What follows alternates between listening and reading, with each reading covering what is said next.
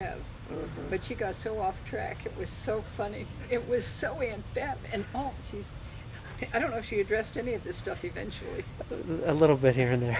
Yeah. So go ahead. Pick a Whoops. topic. There we go. Oh, pick a topic. Okay. All right, I was born in Johnstown, Pennsylvania, believe it or not. Lived there for about 9 months and then moved to Baltimore, Maryland. Okay. Lived in Dunbar Road till I graduated from high school. Then we moved to Toledo, Ohio. This is just and I went to school there, the university, and married my husband Norman and had 5 children, and here I am. Depression, we didn't even know there was a depression as growing up, but we had a lot of, what was it, bread with syrup on it, Right. Cairo syrup and bread. Carrot syrup, right? And, bread pudding Right. and Victory Gardens. And so, no problem with that. People talk about growing up in the Depression. Well, we weren't even aware of it because of the way I think our parents handled. In what way? Well, just by making sure that we had the necessary food and never complaining or talking about it. And of course, my father was a workaholic. I mean, he made darn sure he had a job and worked at it and climbed slowly up through the ranks, etc. And so the Depression for we children was, negligent. When it came to World War II, I was a teenager about that time, and growing up through that, I was aware of the war. We had a Air raid warden. oh yeah, my uncle lived with us, and he was an air raid warden. And at night, I mean, everything, because we were in Baltimore, and that was a sensitive place. So anyhow, all the lights had to be out. We had dark curtains on our window and so on. And what was it, one time he got caught smoking or Smoking something. outside. Ooh, did he get in trouble? What was that? He had a cigarette, a lit cigarette, at as small light as that was not to be had. So anyhow, that was kind of our experience, I think. And then we had a prisoner of war camp not too far from us up on what they call Holabird Avenue. It's now a soap factory. At least last time I was there, it's a big soap factory, but it was a prisoner of war camp What kind of person? from Germany. And so they would march down Dundalk Avenue for their exercise and back and into the compound, I'll call it. So that was World War II. And then the year that I graduated, well, the year the war was over, it was kind of funny because I was at a camp, not a camp, but it was at Aunt Magnus's place, Right. And we had a bunch of kids. Lake Erie. Yeah, a bunch of kids there, and boy, we would march. We were so silly. We would march, and then that's when the event happened. The end. V So Day that or was- VJ Day? Yeah. Which That one? That was pretty exciting. Which? BJ. Not VJ, the other one. BJ. Yeah. No, I guess it was VJ Day. I'm not sure. It was in the summer, June, July, Right. August. August. It was August right by the Blessed Mother's thing. The Assumption, August Assumption, 15th. August the 14th. That's right, correct. it was. Okay, as far as the space race, I was raising kids. I didn't pay any time. The race I was in was chasing after little ones. Yeah. But no, I didn't really. So It did you was guys fun. follow it at all or no? I didn't. No? How Did about you? Yes, yes. As a matter of fact, I still say today, they're on the moon. How in the world can people not be aware that somebody's up there in the sky on the moon? Even today, I think it's just fantastic, and the fact that it's ignored or not made much of, I think it's kind of silly, because I think it's spectacular. And all the things that we're learning from the people in space and the things that are happening in space and all the products now and the medicines and things that we have benefited from that, I think it's wonderful. Right, and even our school in Jackson is part of the space race. Our Parkside High School this past year had some project that they took up to space. Well, for. they have one of your space people right from Jackson. Well, lived right down the street from us. McDevitt, his name was. But anyhow, He's on the shuttle or? I don't know which. Yes, but he we was had a on the big shuttle. and we had a big parade with him in the city and so on. But as far as me actually following it, I was aware of it, but With World War II, were there any rationing or anything like that? How did Oh, that guy affect you absolutely. guys? Yes, we had a grocery store at the corner called Simonovich, and we would get our, our tickets, our ration formulas, and then How'd that work? well, what we did, well, he was so good about it because some people didn't like butter and some people didn't like meat. So he would manage this, and if we ran out of our tickets or whatever what For were they- meat, yeah. for meat for 1 month, he'd keep track of it, make a credit, and then collect it the next month and so on.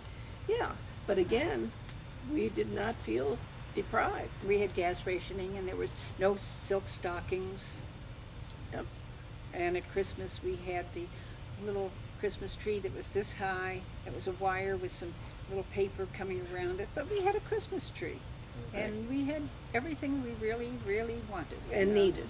And needed, yeah, but we were never aware of being deprived. And also during the war, if you want me to talk now too, during World War II, we used to have what was Logan Field was the airplane place, was turned into barracks for soldiers, and we would have them come over for Christmas to have dinner with us during the holidays and entertain them. Basically, the screens that covered, or the black things that covered, you couldn't have a pinhole in those because it was really, after all, Glen L. Martin Airplane Factory was there. We had the Navy, the Marines, and all of that. And a was big there. port. The port of Baltimore was a very important area, very important port. Right. Okay, now, relatives, my younger sister, and I've got one younger than that who has passed away, Barbara. And ancestors, gosh, we're as Irish can be because all four of our grandparents emigrated from Ireland. And Mary Frances has been doing some research on our ancestors, and she's discovered a few things. And when we were visiting in Ireland, we thought we had found my grandmother Dolan's gravesite and got her baptismal certificate. Well, turned out it wasn't her; it was a different Julia Dolan. But Julia nonetheless, McCarthy, yeah. it was exciting. Her maiden name was McCarthy. She married Peter T. Dolan, and Farley was my maternal grandmother's name, and she married Frances O'Donnell. And a fun thing about that is, when they came here, I don't know the route they took, but anyhow, they ended up in Johnstown, Pennsylvania, and Grandpap O'Donnell used to date Julia McCarthy before she married Peter T. Dolan, which I think is kind of an interesting little background story. But we're very Irish, aren't we? Mm-hmm. Right. And in finding and doing the research, we've discovered that Peter Dolan, our grandfather, came over at the age of 11 with his brother Patrick, 9, and his sister Margaret. And they did not come over in steerage. They came over first class. And his father was a farmer. His name was Thomas, and his mother's name was Bridget. McTeague was her maiden name. And when they came here, and Peter met Julia, and when they did get married in April 24th, I think, 1900, they lived in a little apartment in Johnstown. And shortly after that, they moved to the house that we know on the top of the hill in Conemaugh, a big, big, big house. And they had their 9 children there. And Grandpap Dolan actually had hurt his back, so he was in a wheelchair practically all of his life, and that's why Uncle Tom is the only one that really got to go to school and college. And Francis, our dad, had to quit school in the 6th grade and tried many professions, including boxing, laying floors, name it. He did it. He was Plumbing. self-educated. Plumbing, that's electrical work, completely, totally educated. And when he ended up being in charge of American Lincoln Company, president in Toledo, and was hiring engineers, they said, "Oh, Mr. Dolan, where did you graduate from?" And he said, "MTI. What's that? Maryland Technology Institute." He made up, right? Anyhow, famous ancestors. We just have our family, and with Dad, of course, had a patent on a few things that Sears ended up doing, their drilling and that kind of thing. And basically that's it. Do you know why the relatives came over here? Yeah, like everybody else. It was Because the of the potato food famine. famine. Potato famine. Yeah. And the Dolans came from County Cavan, the farming community. The McCarthys came from County Cork, and the O'Donnells came from Donegal. And Donegal actually has so many O'Donnells, it's like Smith and Jones here, so we could not really track down many of them. However, one thing you might know, that in Baltimore, once everybody moved to Baltimore from Johnstown, including Grandma Dolan moved to Baltimore, and we would always have Christmas dinner with everything. Rose Burke and that whole family. Rose Burke, who was a niece of Nana's, but you know, almost as the same age as Nana. And Jim Burke were there, and all their cousins, and just about everybody's gone there except a couple that we visited a few years ago. But there are a lot of fun stories about Baltimore, and Loretta Burke, who joined the convent and then left, and she was a brat when she was little. She used to sit in the porch and hit her head on the cement until she got what she wanted. Anyhow, and the interesting thing is that when my husband and I were in Greece going from Athens to Lesbos, we were on one of the ferries, and I said to my husband, "What does this say in Greek?" And the people behind me said, "That's ham and eggs." I said, "Oh, you speak English?" "Oh, yes, we're from America." I said, "Oh, you are, so are we. Where are you from?" "Maryland." I said, "Oh, I was born in Maryland. What part of Maryland?" "Baltimore." I said, "I was born in Baltimore, in Dundalk." "I'm from Dundalk." And it so happened that they owned the bar across the street from Rose Burke on Highland Avenue, that my dad and Jim Burke used to go over all the time to have a beer and stuff. And so when we went back, they still owned that bar. Wow. Yeah, Pretty interesting. interesting. One of the things I think that's important for our progeny Yeah, is that our father taught us a life of hard work, determination, never sitting around, but enjoying life, but real industry. I mean, not like the kids are today, I'm afraid. And so, because of that, all of us, you know, Right. we've passed it on to our kids, we hope. yeah. And a big, firm foundation in our faith. I mean, that Absolutely. was very important to all of his family and to our family and everything. The other thing I remember of Grandma Dolan that Pap used to say is when they were in school, Grandma Dolan was rather a stern lady, if you can imagine, because the second year she was married, I mean, her husband was from then on in a wheelchair, and a big man, 6'6". And two things I remember Pap would say: she'd sit beside us, and she had white hair with a bun in the back. And we finally found a picture of Grandma Dolan smiling. However, it was always very stern, and she sat there with them while they did whatever studies they had. And my other famous story is Dad and Uncle Al were carrying, because they had to do this, a two-story house, Grandpa Dolan down in the wheelchair one time. And Uncle Al was sort of a little bit of an immature devil and had kitchen matches in his back pocket. And they got caught, fire. Anyhow, that was one interesting episode. Another Aunt interesting- Rosemary was in the convent too. Yeah, Aunt Speaking of our faith, she Yeah. waited till because she had to help, you know, support the family as well as our dad and Uncle Tom and everybody, until she was older. But she always wanted to be a nun, and she did join the Sisters of Charity. And then the other girl, Aunt Helen, was a nurse. And she was in World War II. She met her husband over in Australia because he was an injured, you know, soldier, and they met, were captain. married over there. Yeah, so we have a lot of those kinds of tales. How did you guys end up in Johnstown and then Dundalk and then Toledo? Well, Johnstown was where they landed after they came to the United States, Johnstown, Why? Pennsylvania. Because when they came into the port, that's where we Through don't New know why. York, apparently. Through, And then, well, a steel mill was there. Probably that's it. Because Grandpap was a machinist. And that's where the steel mill, so I'm sure that, and then an Irish colony developed, and I'm sure they knew other people that had migrated there and so on. That's the only thing we would know.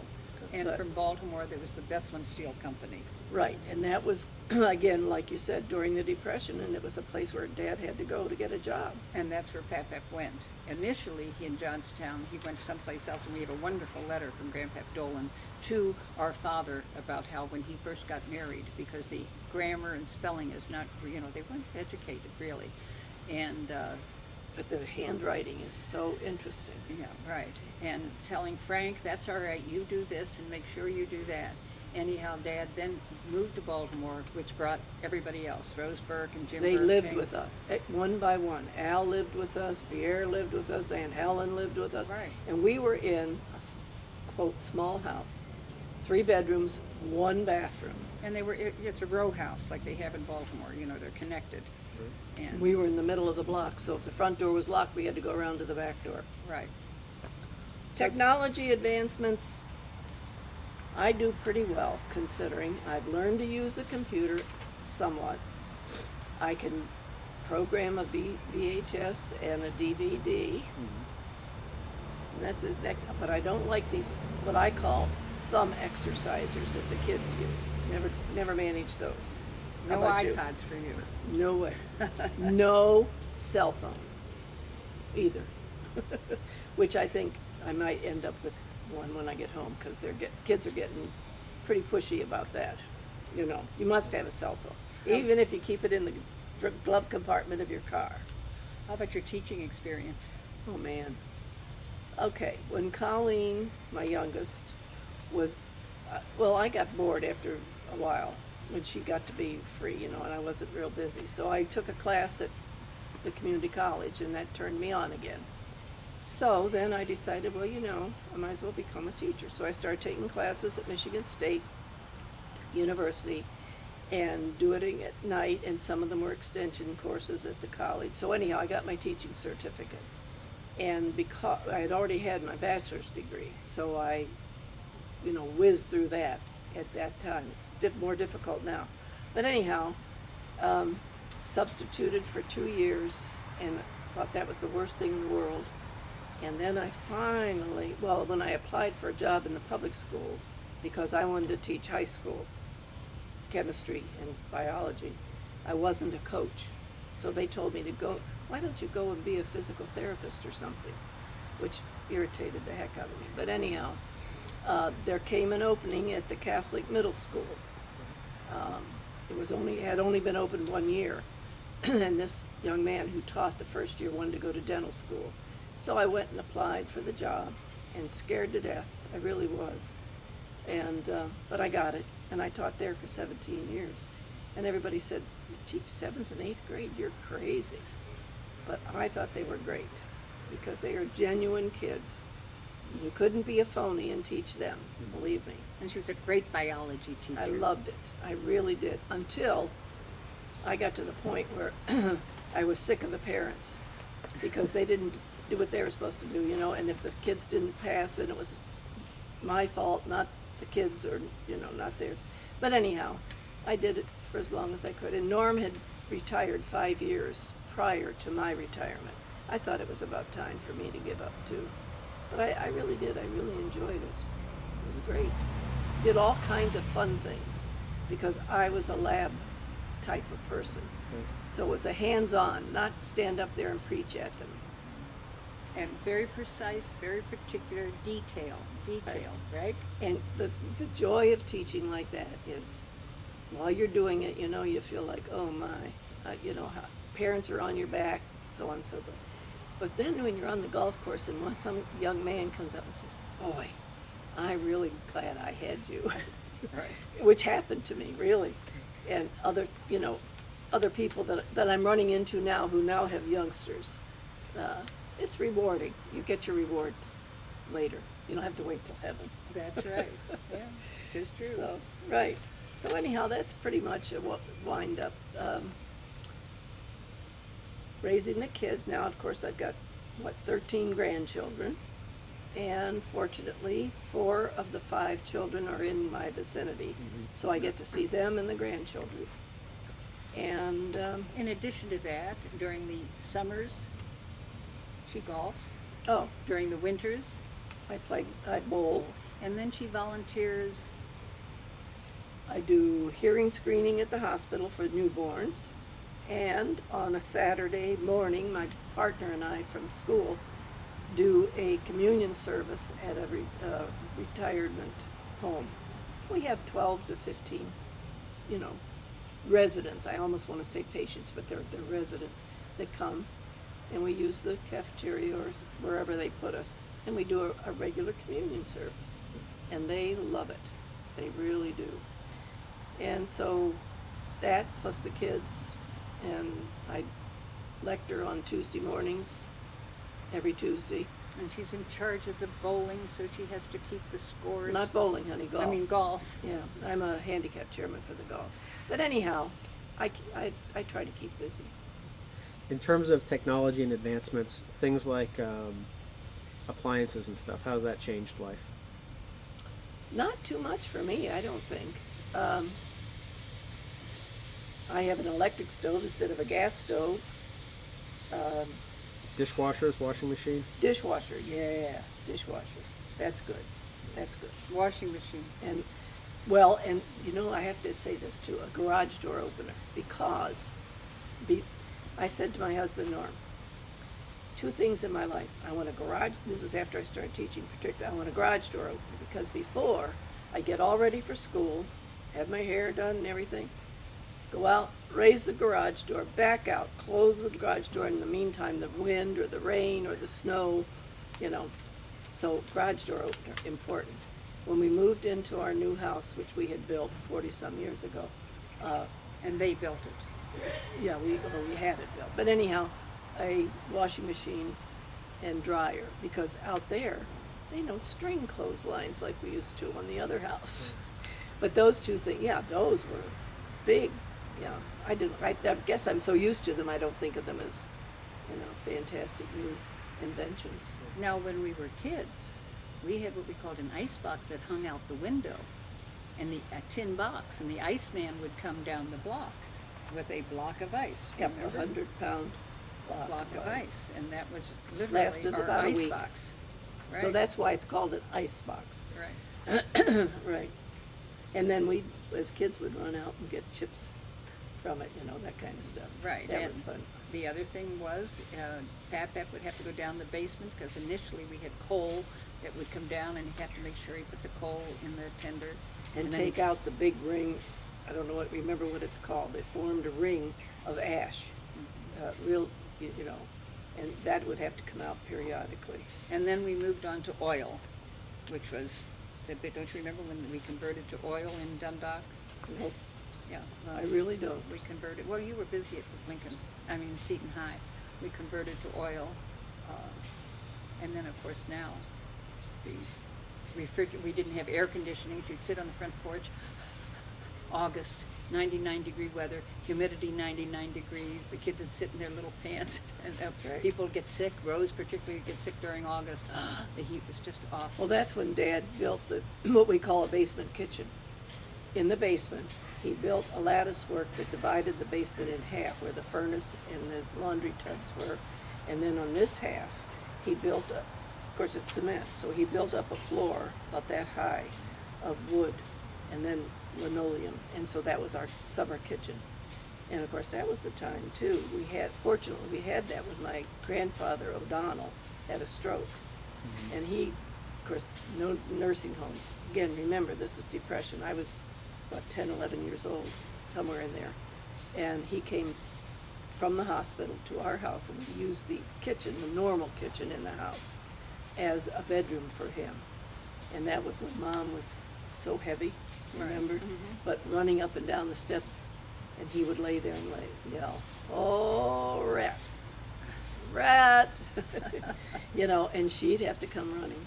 The other thing, see, in those days we took care of the elderly in our homes, and Pap was so good about it.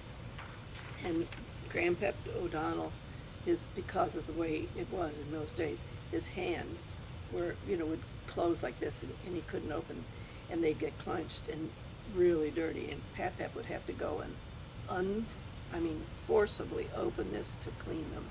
And he did that all the time. So, But you talk about washing machines, that's right. In the basement, we had the washing machine. That was a washer and a dryer that you fed the thing, the clothes wringer. through. Wringer. Wringer. And when I was first married and we lived in Crescent Heights, that's the kind of washing machine I had. And I had Mom's old one. When we lived, when the babies were born on Grinnell Street, where our first home, I used her Wringer washing machine And we hung it out outside. outside. And we used cloth diapers. Right. None of this polluting stuff. And when we were in Crescent Heights, the dog kept chewing the wash off the line. Oh dear. And when George and Catherine lived with us, she'd get so upset because that did happen. They did. So, So yeah. in terms of technology, right, now of course we have the ovens. Well, one of the things that I remember that I liked the technology when we remodeled the house, because first of all, everything was open and we didn't have a kitchen, but I had a microwave, an electric coffee pot, a electric pan fire, and all of that stuff. Right. Anyhow, we've had an interesting life. Interesting to us, no less. Right. So, all right. What else you got? Any other questions? I Well, think growing up, I remember a lot of things in Dundalk growing up. One of the things when I went down to Georgia with Uncle Russ, and Ann. at that time, I was never aware in Baltimore of any kind of prejudice of anything until we got on the train, and all of a sudden, the blacks moved to the back because we Mason-Dixon line, and when we were down in Georgia, in Macon, Georgia. As a matter of fact, I can remember the lady that we stayed with had a rosary around her head, not knowing what a rosary was, and we had mass secretly in the attic because they weren't allowed. Catholics were frowned on, and as you walked down the street, they had bathrooms for blacks and for whites, and if a black was walking down the street, he had to cross the other side. I was never aware in Dundalk of any of that stuff happening. Yeah, but there was a place. Remember, no blacks lived where we lived. They lived down in Turner Station, so they were, and after 5 o'clock dusk, they were never in Dundalk. Yeah, this see, big town. I was never aware of that. Yeah, at well, that you were time. younger. Right, of Yeah, that you time know. and stuff. And the other great thing was on the 4th of July was better than Christmas practically, because they had all the tanks and the Marines and the A Navy. and huge the parade. Huge parade come right down a block from our house, like it would be Beverly Boulevard. And the Girl Scouts and the Boy Scouts. Bluebirds, we all, marched in the parade, and then that afternoon. Bands, lots of at- bands. Yeah, lots of bands. And then that afternoon at Dundalk High School. Dundalk High School, we'd have the watermelon eating contests and all the other stuff that went on. And then that night, they had the most wonderful, they had dancing, but we were too young for dancing. But that night, they had the great, what do you call it? Fireworks. Fireworks display, in which they had the American flag, and then they had George Washington and Abraham Lincoln all lit up and stuff. And then the next day, Uncle Muggs would say, "That's why it's raining, those fireworks last night." Remember that? Yeah, they'd even have ones where they'd have a tank over here and a tank over here, and they'd shoot back and forth. I mean, they were It fabulous was, fireworks. and so when we moved to Toledo, the first 2 years, the 4th of July, we always went back to Dundalk. That's right, we did. Yeah, and we went many a weekend too, back to back to Baltimore. So a lot of good memories about all of that. You mentioned And- Uncle Muggs. You guys have a lot of stories about him? Well, Muggs? yeah, go ahead, Mayor Francis. No, you go ahead. Uncle Muggs was my mother's brother, and Well, interrupting, you have to know there was Uncle Muggs, Uncle Happy, Happy was the oldest. yeah, but His these were name wa- nicknames, of course. His name was Francis. And, yeah, That was Roseburg's father. yeah, but there was Happy, Muggs, Dick, who had a regular name. Yeah, anyhow, And my mother and Aunt Ann. you're right. So the three boys were older. But Muggs, because of the Depression and stuff, he was never married. So he became a hobo. I mean, he rode the rails, there's no question about it. And he also then took up to drink, as a lot of Irishmen do. And so anyhow, he came to visit us in Dundalk. And Dad said to him, "If you stop your drinking, I will get you a job, and you can stay here." And he did. He got him a job at Bethlehem Steel, And from that moment on, Uncle Muggs never touched a drop. And so he lived with us the whole time, all He that helped time. take care of Grandpa Dolan. Yeah, because see, O'Donnell. that's why he came, was because the Grandpa O'Donnell, his father had the stroke. But he lived with us the whole time until we moved to Ohio. Right, and our mother, his sister, said, see, because he really had dated somebody in Johnstown. But because of the drinking and the other stuff, she married somebody else who ended up being a no good, and here now, Muggs is fine. Yeah. He did have a habit of swearing, though. Oh, And every other word. was bastard, right? I mean, he didn't get mad or anything. It was just, God damn this and hell there and damn this and Pap was not very fond of that. I mean, every other word. It was just part of his conversation. Now, one of the things I remember that is not a happy situation was we hit the one radio, and we never got charge of the radio. They listened to Lowell Thomas every night on the radio, and sometimes we wanted to listen on Saturday morning to Let's Pretend or, one of the children's programs. That was not us. And the other thing we had, to talk about technology, we had a line, our telephone line was a community, what do you call them? Party line? Party line. Party line, and our telephone number was Dundalk 127. And before that, no telephone. Remember, these are row houses, so you have a common wall. Well, our neighbor, good Edwards. neighbors, the Edwardses, lived next door, and they had a telephone. So their number was given to whoever needed to call us, and when that would happen, Eugenia, the mother there, would bang on the wall, signal, come over, you've got a telephone call. And the other thing is, Mom and Regina would have coffee in the morning after the kids got off to school, and that was their signal. Oh, they also did exercises together with, the turntable records. Yeah, they would get together and do exercises, listening to those records. That was kind of fun. So, But we had anyhow, a big vegetable garden, and Yep. Pap, in order to help feed us, went rabbit hunting and also fishing. And there was the And- one oh. time with the big what was that big drumfish?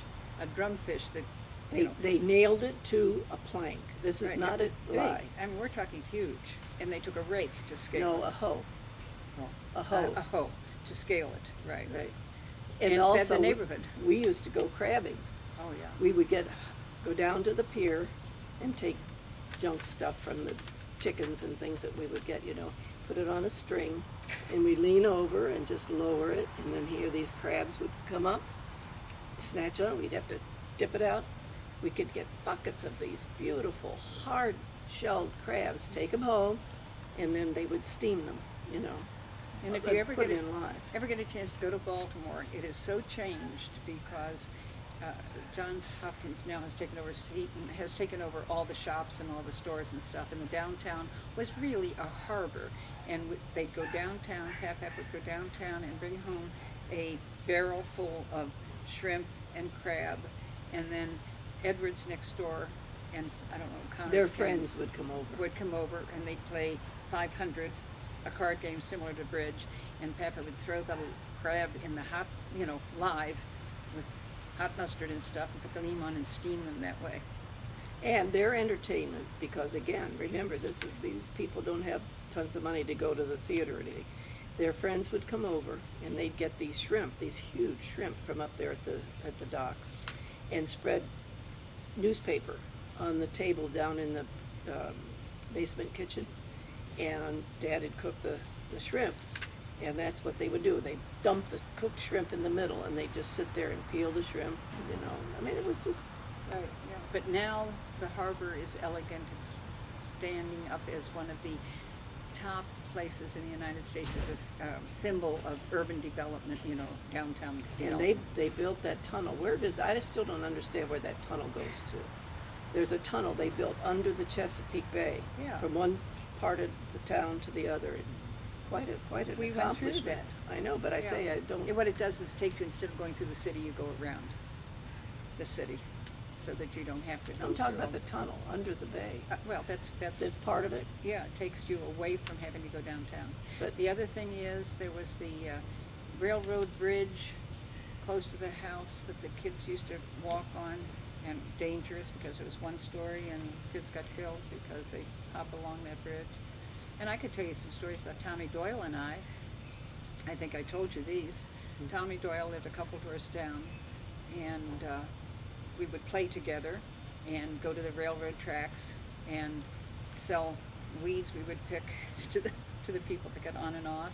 The one time we biked and they thought maybe we were at Snake Hole was the swimming pool that It was everybody a went hole. to. And they thought for sure they couldn't find us, that we had drowned in Snake Hole. We hadn't at all. And the other thing was we'd pay people, we'll paint your house, and we'd have a bucket of water to try to get money to paint their house. And then the end of some of our activity was we would slide down the clothes poles down to the basement. I got a splinter like this in my bottom. And it was so embarrassing because they put me on the ironing board in the basement, and the neighbors come in to figure out how to get this splinter out of my bottom.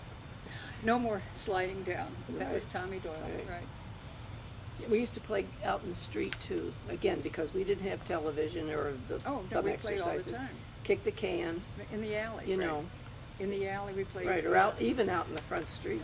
Any over the Right. garage, the ball over the alley, kick Yep. the can, and they were all of the games that we played. So kids didn't get fat then, did they? Because they were running around all And the the time. worst thing was down at the playground at St. Rita's where we were, we'd finally get the ground nice so that we could play jump rope, and then they'd switch it and give the boys that area, and we'd go over where they had dug holes to shoot marbles, and we'd have to get that clean again.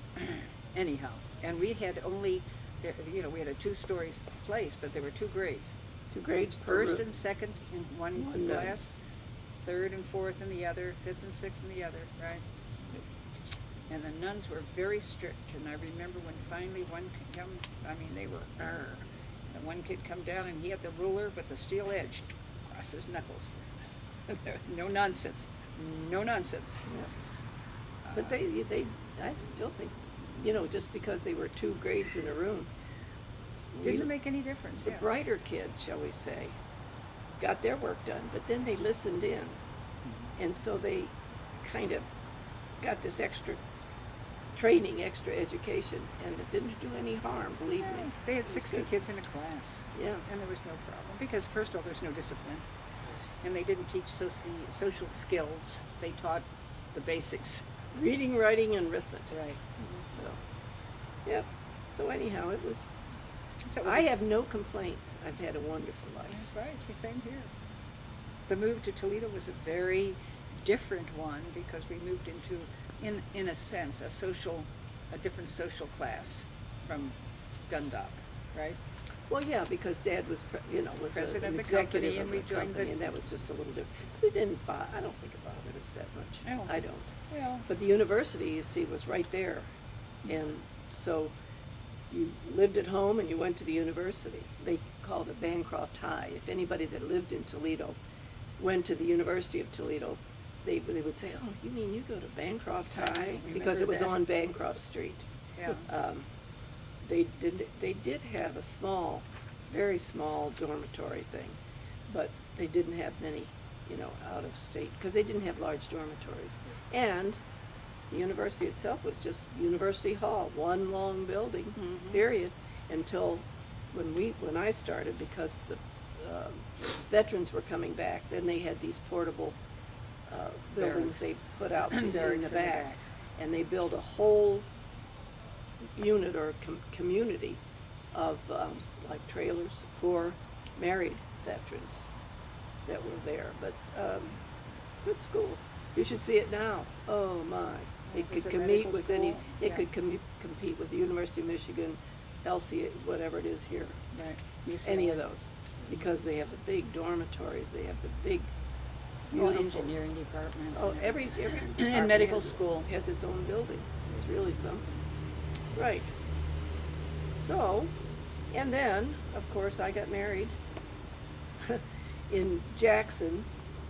I was a lab assistant at the University of Toledo, and Norm was in the bacteriology class. And a friend of mine had gone off to medical school that I was interested in. So I got tired of not having any dates, so I said to this other friend of mine, "God darn, there's a guy sitting out there and he's got the fraternity pin on, same as yours. Why don't you fix me up? I'm bored." And he did. And here we are. We were married 57 and a half years. That's right. So, what else? Anything else you want to know about us? I mean, I think life goes on, Yeah, right? Here we exactly. are. That's a perfect, right? That's right. So, we shall continue. Okay. Somebody transfer it to DVD and send me one, please. All right, it's easily done. Yeah. Well, the one of Beverly, unfortunately, you know, Cliff wanted it, and I sent it to him so he could copy it, and then he sent it back. And then I got a call from his student, well, I think I told you, and said, you know, could I, because I've heard about it, but I've never seen it and all this kind of, or I saw it and my friend wants to see it, and I'll copy it or what have you, and I haven't gotten it back. Because Aunt Bev, she hasn't seen it. But Oh, I it's have a copy of it. I could bring it by. Yeah. Oh, it is so Aunt Bev, because this is sort of the thing that he wanted, but he didn't have this written down. So he'd ask something and she'd get carried off about, oh yes, and let me tell you about that company that I was working for then.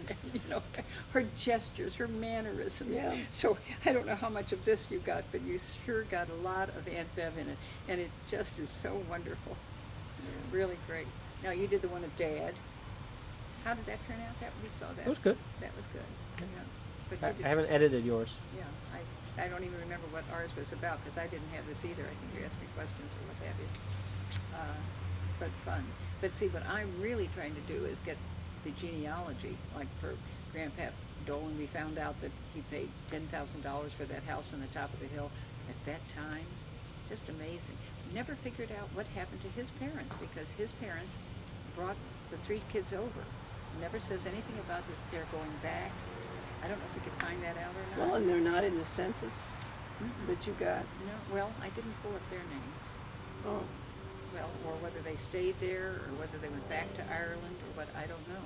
yeah. But we definitely got Grandpa Dolan's birth certificate now, and they didn't have the right date at all on the death certificate. But that's all right because the birth certificate is official from Yeah. Ireland, and that was just Uncle John who signed it, you know.